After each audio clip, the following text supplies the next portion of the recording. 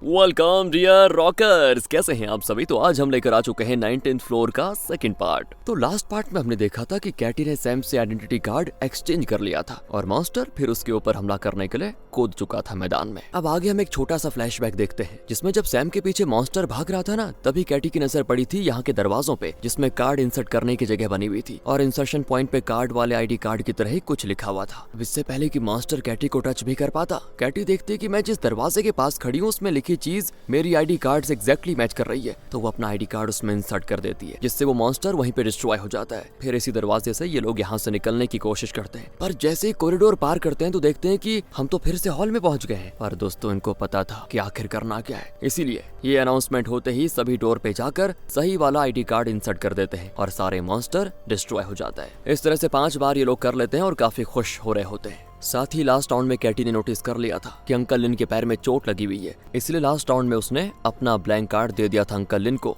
कि इसका तो वैसे भी अभी कुछ यूज नहीं है, आप इसको लेकर रेस्ट कीजिए, दौड़ने भागने का काम हम कर लेंगे, ये कह दिया था उसने। पर दोस्तों उस समय मैक्स भी काफी थक चुका था, इसीलिए जब वो अंकल को अकेला पाता है ना तो उन्हें बहला फुसला कर उनसे अपना कार्ड एक्सचेंज कर लेता है। पर उसे नहीं पता था कि इस राउंड में ब्लैंक कार्ड वाले के पीछे ही मॉन्स्टर पड़ जाएगा, इसीलिए वो खुद को बचाने के लिए यहाँ वहाँ भागता रहता है और फिर उससे कोई भी कार्ड एक्सचेंज करने को तैयार नहीं होता। सारे लोग ये पता लगाने में बिजी हो जाते हैं कि इस राउंड को कैसे जीता जाए, क्योंकि इसमें तो बिना कोई अनाउंसमेंट के ही मॉन्स्टर ने भागना शुरू कर दिया था। यहाँ दरवाजे केवल 5 थे और 5 में कुछ न कुछ लिखा हुआ था। सभी अपना अपना कार्ड हर दरवाजे में लगाने की कोशिश करते हैं, पर दरवाजा इस बार नहीं खुलता। वहीं इन्हें पता नहीं था कि ये जो ब्लैंक कार्ड है इसे कहाँ इंसर्ट करना है। तो इधर मैक्स तो थक हार कर चूर हो चुका था, इसीलिए जब वो भागते भागते एक बार गिरता है तो दोबारा उसके उठने की हिम्मत नहीं होती और तब जॉय एक सच्चा दोस्त होने का फर्ज निभाता है और अपना कार्ड एक्सचेंज कर लेता है उससे। फिर मॉन्स्टर एक बार फिर जॉय के पीछे पड़ जाता है। वो भी काफी देर तक यहाँ वहाँ भागता रहता है, पर कुछ देर के बाद उसकी भी हिम्मत जवाब दे जाती है, तो वो मैक्स से हेल्प मांगता है। पर मैक्स तो अभी भी जमीन पे गिरा पड़ा था, हालांकि वो जॉय के काफी नजदीक ही था, इसलिए जब जॉय अपना कार्ड फेंक कर एक्सचेंज करने के लिए देता है तो ये मैक्स एक्सचेंज नहीं करता, क्योंकि मॉन्स्टर बिल्कुल उसके नजदीक ही था। कुछ सेकंड्स के बाद कार्ड वापस से जॉय के पास आ जाता है, क्योंकि लास्ट टाइम वो उसके पास ही था, जॉय भी अभी गिरा पड़ा था, तो वो जल्दी से दोबारा मैक्स को अपना कार्ड फेंक देता है कि वो कुछ मदद करेगा। पर मैक्स में अब बिल्कुल भी हिम्मत नहीं बची थी। वो जब काफी हिम्मत जुटाकर कार्ड उठाने भी जाता है ना, तब तक टाइम आउट हो चुका था और इसीलिए कार्ड फिर से चला जाता है जॉय के पास। वो अपने आप जाता है दोस्तों, और इस बार वो मॉन्स्टर से नहीं बच पाता, मॉन्स्टर उसको चबा चबा कर खा जाता है। ये देखकर तो सभी एक तरह से ट्रॉमा में चले जाते हैं। जैसे ही मॉन्स्टर जॉय को खाकर खत्म करता है ना, वैसे ही वो ब्लैंक कार्ड आ जाता है मैक्स के गले में, क्योंकि जॉय से पहले ये कार्ड किस पे था, मैक्स के पास, इसीलिए वो मैक्स के पास आ गया। तो सभी लोग डर जाते हैं, क्योंकि अगर अब मॉन्स्टर ने मैक्स को भी खा लिया, पता है ना दोस्तों क्या होगा, वो ब्लैंक कार्ड फिर चला जाएगा अंकल लिन के पास और वो पैर में चोट लगने की वजह से भाग नहीं पाएंगे। तो मॉन्स्टर अपना गला हिलाता है और उसके गले में लगी घंटी की आवाज अब सबके कानों तक एकदम क्लियरली जाती है। सैम और कैटी कुछ तो इशारा करते हैं आंखों ही आंखों में और सैम मैक्स से वो आईडी कार्ड छीन लेता है। फिर वो भागता है और थोड़ी देर के बाद वो कार्ड थमा देता है कैटी को। कैटी भी कुछ देर भागती है और जब मॉन्स्टर बिल्कुल नजदीक आ जाता है तो वो ब्लैंक कार्ड छोड़ देती है जमीन पे। उसके हाथ में अभी भी उसका पहला वाला कार्ड होता है, इसीलिए वो ब्लैंक कार्ड वापस चला जाता है सैम के पास। इस तरह ये दोनों मिलकर उस मॉन्स्टर को काफी देर तक थकाते हैं और फिर आखिर में कैटी सीधे उछल कर बैठ जाती है मॉन्स्टर की पीठ पे, जिससे वो छटपटाने लगता है। पर जब वो देखता है कि ब्लैंक आईडी कार्ड सैम के हाथों में, तो वो उसको खाने के लिए दौड़ता है और जैसे ही वो उसके नजदीक पहुंचने वाला होता है, कैटी मॉन्स्टर के बाल पकड़कर उसका सर ऊपर की ओर खींच लेती है और नीचे से सैम वो ब्लैंक आईडी कार्ड डाल देता है मॉन्स्टर की घंटी में। हाँ दोस्तों, जो छठा इंसर्ट पॉइंट है वो घंटी ही थी, उसमें कार्ड के डलते ही मॉन्स्टर हो जाता है गायब और तब एक अनाउंसमेंट होती है कि आपने ये लेवल सक्सेसफुली कंप्लीट कर लिया है, बधाई हो आप सभी को। मगर दोस्तों मैक्स का तो रो रो कर बुरा हाल हो जाता है और वो कहता है कि मुझे मेरा दोस्त लौटा दो कैसे भी करके। इसके बाद सभी रियल वर्ल्ड में आ जाते हैं, यानी सभी की नींद खुल जाती है। तो सैम देखता है चैट जीपीटी का जवाब, उसमें बताया जा रहा था कि चाइना में ऐसी कई सारी कंपनीज हैं जिन्होंने आर्टिफिशियल इंटेलिजेंस में काफी महारत हासिल कर ली है। उन्होंने ब्रेन कंप्यूटर इंटरफेस टेक्नोलॉजी बना लिया है, इसलिए आपने जो अपना एक्सपीरियंस बताया नाइटमेयर वाला, वैसा किसी एआई के जरिए भी आराम से किया जा सकता है। आपको याद है ना दोस्तों, पिछली बार मैक्स ने सोने से पहले चैट जीपीटी से सवाल पूछे थे, लेकिन वो आंसर देख नहीं पाया था। उधर कैटी और जैनी जब जागती है तो उन्हें मैक्स के कमरे से उसके चिल्लाने की आवाज आ रही होती है और जब वो वहाँ जाती है तो देखते हैं कि जॉय की बॉडी तो वहीं पड़ी है, वो सांस भी ले रहा है मगर जगाने पे जाग नहीं रहा। तो वो लोग डॉक्टर को भी बुलाते हैं, जो चेकअप करने के बाद बताता है कि जॉय अल्कोहल पॉइजनिंग की वजह से कोमा में चला गया है। तो उनकर सभी हैरान हो जाते हैं, क्योंकि इन्होंने अल्कोहल पॉइजनिंग के बारे में पहली बार सुना है। कैटी तो डॉक्टर से क्वेश्चन भी करती है, मगर मैक्स को डॉक्टर की बातों पर यकीन था दोस्तों, क्योंकि उसने सच में जॉय के साथ ड्रिंक किया था सबसे छिपकर। इसके बाद कैटी को student council president miss Nina का कॉल आता है। वो कहती है मैं तुम्हें और जेनी को पिक करने आ रही हूँ, हॉस्पिटल ने तुम्हें डिस्चार्ज कर दिया है। तब मैक्स कहता है कि तुम दोनों अपने कॉलेज चले जाओ, जैसे जॉय को होश आएगा मैं तुम्हें इन्फॉर्म कर दूंगा कॉल करके। तो दोस्तों जब कैटी और जेनी नीना के साथ उसके कार से कॉलेज जाने लगती है ना, तो रास्ते में ही नीना को सैम का कॉल आ जाता है। वो नीना से कहता है कि मुझे 3D मॉडल बनाना है कॉलेज का, इसलिए मुझे बिल्डिंग 19 का भी ब्लूप्रिंट चाहिए होगा जो अभी तक मुझे नहीं मिला। जिस पे नीना कहती है ठीक है, मैं जल्द ही कॉलेज के डायरेक्टर से बात करके आप लोगों को 19th बिल्डिंग का ब्लूप्रिंट दिलवाती हूँ। कॉल कट होने के बाद कैटी नीना से पूछती है ये सैम कौन है। तो वो बताती है वो हमारे सीनियर हैं, उन्होंने हमारे कॉलेज से ही ग्रेजुएशन कंप्लीट किया है साइंस एंड टेक्नोलॉजी में। फिलहाल वो हमारे कॉलेज के सब्स्टिट्यूट टीचर भी हैं, पर वो टीचर्स की कमी की वजह से सिर्फ इस सेमेस्टर के लिए ही सब्स्टिट्यूट टीचर बनने के लिए राजी हुए हैं। इसके बाद वो अपनी खुद की स्टडी आगे कंटिन्यू करने वाले हैं। अब ये सुनने के बाद दोस्तों कैटी और जेनी सोच में पड़ जाते हैं, क्या ये वही सैम है जो हमें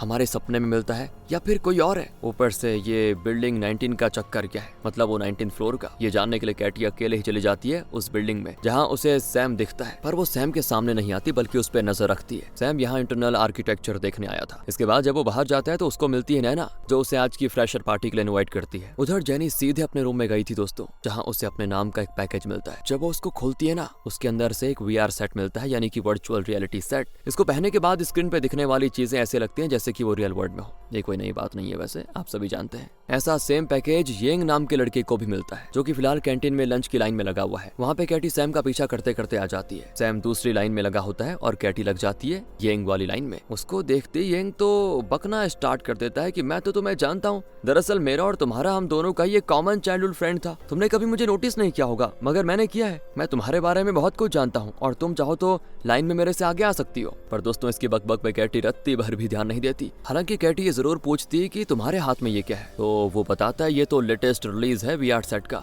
इससे तुम गेम खेल सकती हो और ये बिल्कुल फ्री में मिला है मुझे। दरअसल टियानजी टेक्नोलॉजी नाम की कंपनी ना अपनी प्रमोशन कर रही है, बस इसीलिए उन्होंने मुझे दिया। तो कैटी को याद आता है एक्सीडेंट वाले दिन जब हम बस में बैठने जा रहे थे तो कॉलेज के बाहर ही इस गेमिंग कंपनी का प्रमोशन चल रहा था और तब मैंने और जेनी दोनों ने इसको ट्राई भी किया था। इस तरह दोस्तों उसको याद आ जाता है। इसी बीच कैटी के आगे की लाइन खत्म हो जाती है और कैंटीन में खाना सर्व करने वाला कैटी को आवाज लगाता है कि तुम्हें नहीं चाहिए क्या खाना। फिर जब ये दोनों एक दूसरे को देखते हैं तो पहचान जाते हैं, दरअसल दोस्तों ये तो अंकल लिन है। पर यहाँ फिलहाल कैटी उनसे कुछ नहीं कहती, बस खाना लेकर साइड हो जाती है। फिर शाम में इनकी फ्रेशर पार्टी चलती है दोस्तों, पर ये एक अच्छे कॉलेज की पार्टी है तो इसमें और कोई दारू पार्टी नहीं चलती, बल्कि सारे स्टूडेंट्स और टीचर आराम से चेयर पे बैठे होते हैं और एक के बाद एक प्रोग्राम सामने स्टेज पे पेश किए जाते हैं। यहाँ येंग की मुलाकात होती है पहली बार टॉम बॉय सिन्हा से। वो तो उसको लड़का ही समझकर गंदे तरीके से बातचीत करने लग जाता है, तो तब उसको बताना पड़ता है कि मैं लड़की हूँ, थोड़े तमीज से बात करो। इसके बाद कैटी नोटिस करती है सब्स्टिट्यूट टीचर सैम को, जो कि टीचर्स के साथ ही बैठा हुआ है, जिससे कैटी को यकीन हो जाता है कि हाँ ये सच में हमारे कॉलेज का टीचर ही है। पर आधे फंक्शन में ही सैम उठकर जाने लगता है तो कैटी उसका पीछा करना नहीं छोड़ती। पीछा करते करते उसके रूम तक पहुंच जाती है। तब सैम उसको टोक देता है कि सुबह से मेरा पीछा कर रही हो, सामने से आकर बात क्यों नहीं करती। फिर वो अपने रूम का गेट खोलकर उसको अंदर बैठने को कह देता है और पानी पीने को देता है, पर वो इनकार कर देती है, ये सोचकर कि पता नहीं इसने पानी में क्या मिलाया होगा। तो वो बताता है नमक मिलाया है, ये जो तुम्हारे नाक पे हर वक्त गुस्सा चढ़ता रहता है ना, इसे शांत करने के लिए। दरअसल पहले मुझे भी हर छोटी छोटी बातों पे गुस्सा आ जाया करता था, तब मेरी मॉम ने मुझे नमक पानी दिया था। दूसरी ओर दोस्तों जेनी को बड़ा अजीब लगता है कि कैटी बिना मुझे कुछ बताए चली गई, तो वो ऐसे ही बाहर कॉलेज में टहलने लगती है। तभी उसकी नजर पड़ती है कैट पे, जिससे वो बात करने लग जाती है कि पता है मेरा कोई फ्रेंड नहीं है कैटी को छोड़कर, और वो मुझे ज्यादा भाव नहीं देती, क्या तुम्हारी कोई फ्रेंड है। तभी वहाँ पे डॉक्टर जियान आ जाते हैं, जिससे एक पल के लिए तो जेनी डर जाती है क्योंकि अचानक होता है सब। डॉक्टर जियान बताते हैं कि दरअसल तुम्हारा CT स्कैन का रिपोर्ट आ चुका था, वो बाकी रह गया था और मैं इधर से जा रहा था तो सोचा तुम्हें दे दूं, तो मैंने सोचा इसी बहाने अपना कॉलेज भी घूम लूंगा एक बार, कुछ पुरानी यादें ताजा हो जाएंगी। तो जेनी हैरान हो जाती है कि अच्छा तो आप भी इसी कॉलेज से पढ़े हो, मुझे तो पता ही नहीं था कि आप हमारे सीनियर भी हैं। यहाँ हम देखते हैं दोस्तों कि हॉस्पिटल में भी डॉक्टर जियान और जेनी के बीच एक अलग ही लाइकिंग थी और अभी भी वो कंटिन्यू हो रही है। वहीं येंग ने प्रोग्राम के दौरान सिन्हा के कपड़ों पे गलती से पानी गिरा दिया था, तो वो भी आधे प्रोग्राम में ही उठकर जाने लगती है और फिर दोस्तों येंग उसकी हेल्प करने के इरादे से उसके पास आ जाता है। लेकिन सिन्हा तो सिन्हा है, उसको किसी की हेल्प नहीं चाहिए। पर अपना येंग भी ठहरा चिप्पू नंबर 1, वो तो सिन्हा से चिपक ही जाता है, उससे बहुत सारी बातें करने लगता है यहाँ वहाँ की, और वो उसे इस VR सेट के बारे में भी बताता है कि अगर तुम इसमें पार्टिसिपेट करोगी और टेस्ट कंप्लीट कर लोगी तो तुम्हें इसमें प्रॉपर एंट्री मिलेगी। ये ना बहुत ही थ्रिलिंग गेम है, बहुत सुना है मैंने इसके बारे में। फिर जब सिना अपने डॉम में जाती है दोस्तों, तो अंधेरा होने की वजह से वो लड़खड़ा कर गिर जाती है और उसे अपनी हालत में बहुत ही निराशा होती है। अब वो बड़ी मुश्किल से चलते चलते थक जाती है। वो फिर से अपने पैरों पे दौड़ना भागना चाहती थी, लेकिन अभी फिलहाल नहीं कर पाएगी। तभी उसकी नजर जाती है जेनी के वीआर सेट पे और फिर उसे येंग की बातें याद आ जाती हैं कि ये बहुत ही इंटरेस्टिंग गेम होता है, इससे तुम भी पार्टिसिपेट करो कहा था ना येंग ने, जिससे उसका मन भी करने लग जाता है और वो गेम खेलने के लिए हो जाती है तैयार। वहीं दोस्तों कैटी अभी भी सैम के रूम पे ही होती है। वो उससे पूछ रही है कि आज तुम बिल्डिंग 19 में क्या करने गए थे। इसके बारे में वो बता ही रहा होता है कि मुझे दरअसल कुछ डाउट क्लियर करने थे। दरअसल मुझे शक था कि जरूर बिल्डिंग 19 और पैरेलल वर्ल्ड वाले फ्लोर 19 एक ही हैं, पर मैंने अच्छे से चेक करके पाया कि ये दोनों बाहर से दिखने में तो सेम ही लगते हैं, मगर अंदर से काफी अलग अलग है। इनकी लंबाई चौड़ाई इंटीरियर सब कुछ काफी अलग है। अब ऐसा तो है नहीं कि दिन में ये बिल्डिंग छोटी हो जाती है और रात में बड़ी हो जाती है, ये चीज तो पॉसिबल नहीं है ना। इसीलिए मैं खुद कंफ्यूज हूँ कि आखिर चल क्या रहा है। देखो ना, मुझे तो ये बड़ा अजीब सा कपड़े का टुकड़ा भी मिला था वहाँ पे, जिसको देखने के साथ ही कैटी पहचान जाती है कि ये तो जेम्स का है। हालांकि दोस्तों मैं आपको बता दूं, अभी फिलहाल कैटी को जेम्स का नाम नहीं पता था, पर आपके समझाने के लिए हम नाम यूज कर रहे हैं। उसको सिर्फ इतना पता था कि कोई बंदा था वहाँ पे। तो कैटी सैम को बताती है कि मैंने ना एक दिन बिल्डिंग 19 में एक व्हाइट जैकेट वाले आदमी को देखा था। वो काफी अजीब सा था, मुझे बस घूरता जा रहा था। उसके दाढ़ी मोछ और बाल वगैरह बड़े हुए थे, ऐसा लग रहा था जैसे पता नहीं कितने दिनों से नहाया नहीं होगा। हाँ, ये उसी की जैकेट का फटा हुआ टुकड़ा है। और पता नहीं, मैंने उस आदमी को ना बस वाले एक्सीडेंट दिन भी देखा था। ऐसे ही पागलों की तरह बीच सड़क पे खड़ा था वो, और मुझे बस घूरते जा रहा था। पता नहीं कौन था, कहाँ से आया था। पर फर्स्ट डे जब हम गेम में एंटर किए थे ना, तो पपेट मॉन्स्टर ने उसे भी मार दिया था हैरी को मारने से पहले। तुम तो वहाँ पहले से थे ना सैम, तुमने तो उसको देखा ही होगा। सैम कहता है कि नहीं, मेरा उससे आमना सामना हुआ ही नहीं। दूसरी ओर दोस्तों मैक्स जाता है जॉय के पास, जो कि अभी भी कोमा में है। मैक्स उससे कहने लग जाता है कि यार लौट भी आओ कोमा से, तुम्हारे और हैरी के बिना मेरा जी नहीं लगता। हैरी का तो कोई अता पता नहीं है, उसे तो तुम्हारी कंडीशन के बारे में भी नहीं पता, वरना वो तुम्हें देखने जरूर आता। तभी दोस्तों मैक्स के फोन पे कॉल आ जाता है और मैक्स वॉशरूम में चला जाता है बात करने के लिए। फिर वो जैसे ही बात करके वॉशरूम से निकलने वाला होता है, तो देखता है कि 2 डॉक्टर जॉय को देखने के लिए आए हुए हैं। उनको देखकर मैक्स दोबारा वॉशरूम में रह जाता है, जिसकी वजह से वो गलती से इनकी आपस की बातें सुन लेता है। पता है, एक डॉक्टर कह रहा होता है कि सर, इसे तो कोई अल्कोहल पॉइजनिंग हुई ही नहीं थी। इसके दोस्त को तो हमने पट्टी पढ़ा दी थी वैसे, पर इसका अल्कोहल लेवल नॉर्मल ही था। इस पे कोई दवाई वगैरह भी ढंग से असर नहीं कर रही है।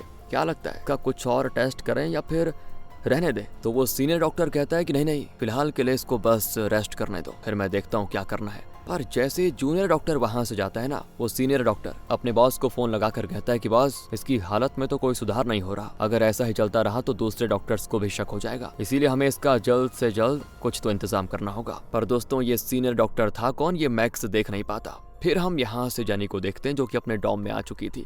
उसने कैटी को कई सारे मैसेजेस भेजे थे कि तुम कहाँ हो, कब आओगी, किसके साथ हो, अचानक कहाँ चली गई थी। मगर कैटी ने उसके मैसेजेस को सीन नहीं किया, जिससे जेनी को बड़ा बुरा भी लग जाता है कि कहाँ है ये, मैसेज क्यों नहीं देख रही। कुछ ही देर में दोस्तों सभी के फोन में नोटिफिकेशन आता है 19th फ्लोर गेम स्टार्ट होने वाला है। फिर काउंटडाउन होता है 5 4 3 2 1 0 और फिर गेम ऑन, जिससे सभी रियल वर्ल्ड में अपने आप सो जाते हैं और गेमिंग वर्ल्ड में उनका स्वागत होता है। जहां हम सबसे पहले देखते हैं कैटी को लिफ्ट में। लिफ्ट खुलते ही उसे आंखों पे तेज रोशनी पड़ती है। वो बाहर जाकर देखती है तो हैरान, क्योंकि इस बार गेम का सेटअप 19th बिल्डिंग पे नहीं है, बल्कि एक खुली सी जगह है जहाँ पे पुरानी चाइनीज पैटर्न के लकड़ियों के घर वगैरह बने हुए हैं। सबसे पहले यहाँ कैटी को सैम मिलता है, तो वो उससे बातचीत करने लगती है। तभी यहाँ आती है जेनी और इन दोनों को साथ में देखकर बड़ा जेलस फील करने लगती है। उसे थोड़ा ऑकवर्ड लगता है इनके बीच में जाने में, मगर फिर भी वो कैटी के पास जाती है और कहती है, देखो मुझे बहुत ही डर लग रहा है, पता नहीं अब क्या होगा, तुम मुझे बचा लोगी ना। कैटी कहती चिंता मत करो। इसके बाद ये लोग बातें करने लगते हैं कि अच्छा, हम बार बार इस गेम में अपने आप कैसे आ जा रहे हैं, कौन कंट्रोल कर रहा है हमें, क्या कोई रेडियो फ्रीक्वेंसी का यूज किया जा रहा है हमारे फोन के थ्रू, और अगर ऐसा है तो फिर हमारे ब्रेन में उस फ्रीक्वेंसी को यूज करने के लिए रिसेप्टर्स पक्का लगे होंगे, शायद कोई चिप वगैरह। पर अगर ऐसा है भी तो उन्होंने हमारे दिमाग में चिप इंस्टॉल कब किया होगा। कैटी कहती शायद जब हम हॉस्पिटल में थे।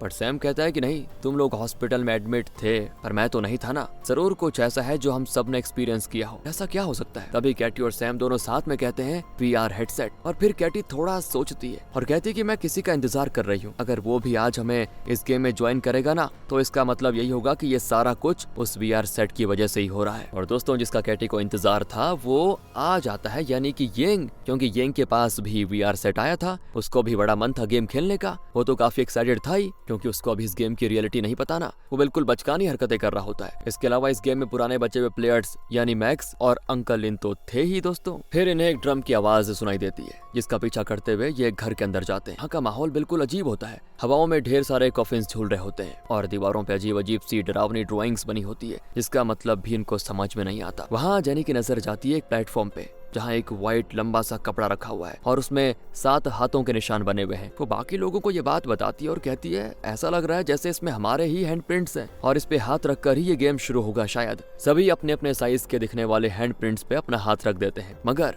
मैक्स बड़ा झिझक रहा होता है कि कहीं इसमें कोई नई मुसीबत ना खड़ी हो जाए। पर फिर बाकी लोगों के कहने पर उसे भी अपने हाथ वहाँ रखने पड़ जाते हैं और इस गेम को स्टार्ट करना ही पड़ता है। हालांकि कैटी को एक बात खटकती है कि यहाँ तो हम सिर्फ 6 ही लोग हैं, तो हैंड प्रिंट्स 7 क्यों हैं? खैर दोस्तों, इससे पहले इन्हें इसका जवाब मिल पाता, एक लाश कॉफिन से बाहर निकलती है और उन्हें इस गेम का रूल समझाती है कि तुम्हें खुद में से किसी एक को कॉफिन के अंदर डालना होगा और बाकियों को स्पिरिट से लड़ना होगा, और कॉफिन में कौन जाएगा इसका फैसला तुम्हें इस छोटी सी अगरबत्ती के जलकर खत्म होने से पहले करना होगा। जिससे इन पे प्रेशर बिल्ड होने लगता है दोस्तों कि अब हम कॉफिन में किसको डालें। मगर कॉफिन के अंदर मैक्स तो जा नहीं सकता, इसीलिए वो चिल्ला चिल्ला कर कहने लग जाता है कि मैं तो 1 नंबर फाइटर हूँ, मैं नहीं जाऊंगा अंदर।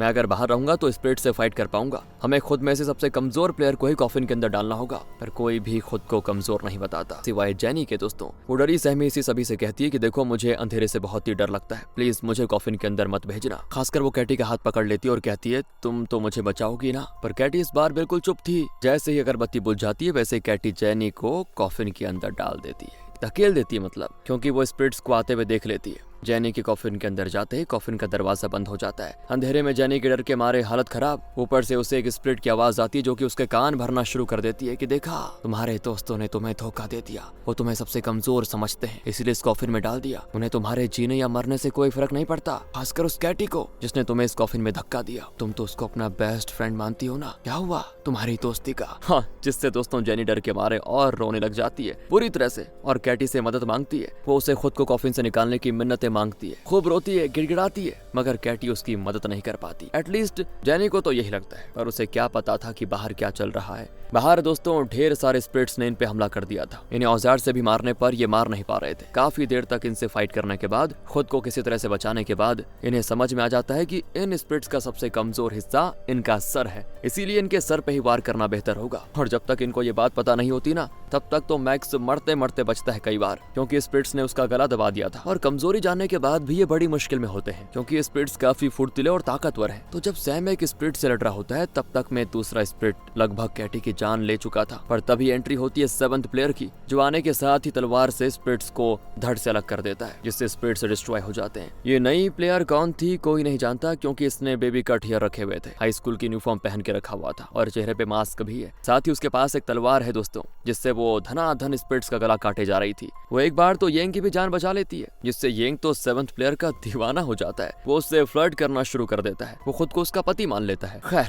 जैसे बाहर के सारे स्पिरिट्स मारे जाते हैं, वैसे ही जेनी का कॉफिन खुद ब खुद खुल जाता है और एक अनाउंसमेंट होता है कि इविल स्पिरिट्स पे रोक लगाई गई है, गेम क्लियर हो चुका है। मगर दोस्तों, इन्हें लेवल कंप्लीट करने की बधाई नहीं दी जाती, यानी कि जरूर अभी भी और कुछ ट्विस्ट आने बाकी है। पर फिलहाल के लिए तो सारे प्लेयर्स अपने रियल वर्ल्ड में चले जाते हैं। सैम जैसे जागता है तो देखता है कैटी को, जो अभी भी नींद में है और वो सोते हुए बेहद ही खूबसूरत लग रही है उसको, इसलिए वो बस उसको निहारता रहता है। पर अफसोस कि तभी कैटी भी जाग जाती है और दोनों का एक इंटेंस सा आई कांटेक्ट हो जाता है, जिससे सैम कुछ शर्मिंदा होकर नजरें हटा लेता है। तभी इन दोनों के फोन पे एक मैसेज आता है कि टायन टेक्नोलॉजी की तरफ से आप सभी को बधाई हो, आपने हमारे गेम में 20 घंटे बिता लिए हैं, इसीलिए अब आपको हमारे ऑफिस आना होगा गेम में आगे कंटिन्यू करने के लिए। आपको एक एग्रीमेंट पेपर पे साइन करना होगा, उसमें टायन टेक्नोलॉजी का पूरा एड्रेस भी दिया हुआ है। इसीलिए ये दोनों फैसला करते हैं कि हम यहाँ जरूर जाएंगे, ताकि हम इस गेम के बारे में और आखिर पता लगा सके कि आखिर हम इसमें पहुंचे कैसे, कौन हमें कंट्रोल कर रहा है। दूसरी ओर जब सिना जेनी को उदास बैठा हुआ देखती है, तो वो उससे कहती है तुम्हारी बेस्ट फ्रेंड कल रात डॉम नहीं आई, जरा कॉल या मैसेज करके पूछो तो सही कि वो रात कहाँ बिता रही है। तो जेनी उदासी के साथ कहती है कोई जरूरत नहीं है, क्योंकि उसने पहले ही दोस्तों कैटी को काफी सारे मैसेज करके रखे हुए थे और अभी तक उसके मैसेज का कैटी ने कोई मतलब सीन ही नहीं किया, रिप्लाई तो दूर की बात। ऊपर से गेम में कल रात उसने जो जेनी के साथ किया, उससे जेनी और भी ज्यादा गुस्सा है। एंड यहाँ येंग जब जागता है ना, तो खुद को अपने चेयर पे ही पाता है, हेडसेट लगाए हुए। उसका तो गर्दन बिल्कुल अकड़ गया था पूरी रात चेयर पे बैठे बैठे। पर उसे ना अभी भी दोस्तों 7th प्लेयर की याद आ रही थी। वो उसे बहुत ही करीब से जानना चाहता था। सबसे बुरा हाल तो मैक्स का होता है, जो कि टॉयलेट सीट पे ही सर रखकर सो गया था अजीब पोजीशन में, जिससे उसका पूरा बदन अकड़ गया था। जहाँ देखो बस वहाँ दर्द हो रहा था उसको। मैक्स थोड़ा फ्रेश वगैरह होता है और बाहर निकलकर जॉय को देखता है, जो कि अभी भी कोमा में है। फिर हमें पता चलता है दोस्तों कि कैटी और सैम को ING टेक्नोलॉजी से जो मैसेज आया है वो बाकी प्लेयर्स को भी आया है, जैसे जेनी, मैक्स और अंकल लिन। पर अभी जो न्यू प्लेयर ऐड हुए थे उन्हें ये मैसेज नहीं आया। इसके बाद हम कैटी और सैम को देखते हैं, जो कि हॉस्पिटल जाकर अपने माइंड और बॉडी का टेस्ट करवाते हैं कि क्या हमारे अंदर कोई चिप्स इंस्टॉल हुए हैं, पर रिजल्ट होता है नेगेटिव। अब जेनी को बिल्कुल भी अच्छा फील नहीं होता, इसीलिए वो डॉक्टर जियान से मिलने के लिए हॉस्पिटल आती है। पर डॉक्टर जियान से मिलने से पहले वो कैटी और सैम को साथ में देख लेती है। हालांकि ये दोनों तो उसको नहीं देख पाते, क्योंकि ये आपस में बातें करने में बिजी होते हैं, जिससे जेनी को और भी ज्यादा गुस्सा हो जाता है कि ये यहाँ मजे ले रहे हैं बताओ। फिर वो डॉक्टर जियान के साथ बाहर बैठकर अपनी परेशानी डिस्कस करती है कि मेरे फ्रेंड्स मुझे बिल्कुल भाव नहीं देते, मैं भी कैटी की तरह बनना चाहती हूँ, बिल्कुल निडर और कूल, इसीलिए मैं हमेशा उसके साथ रहने का बहाना ढूंढती आई हूँ हाई स्कूल के दिनों से ही। पर उसने मुझे कभी भी अपना दोस्त लगता है समझा ही नहीं, शायद मैं उस पर एक बोझ हूँ। वो सैम को देखो कितने अच्छे से ट्रीट करती है, जब देखो उससे बातचीत करती रहती है, दोनों साथ में अच्छे भी लगते हैं, वो दोनों एक जैसे हैं। इसीलिए डॉक्टर जियान जेनी को समझाते हैं कि देखो तुम्हें किसी का बोझ बनकर रहने की जरूरत नहीं है, तुम खुद इतनी पावरफुल बन जाओ कि कैटी सामने से तुमसे बात करने आए, वो खुद तुम्हारे साथ टाइम स्पेंड करने का सोचे, तुम्हारी दोस्त बनना चाहे। इसी के साथ दोस्तों सीरीज का सेकंड पार्ट खत्म होता है। कौन कर रहा है इनको ये कंट्रोल, ये कैसे अपने आप जा रहे हैं उस गेमिंग वर्ल्ड में, क्या ये डॉक्टर मिले हुए हैं, क्या है दोस्तों पूरा सीन जानने के लिए अगला पार्ट देखिए। तब तक के लिए इसको लाइक करें, शेयर करें ज्यादा से ज्यादा। मिलते हैं आपसे अगली वीडियो में। Thanks for watching.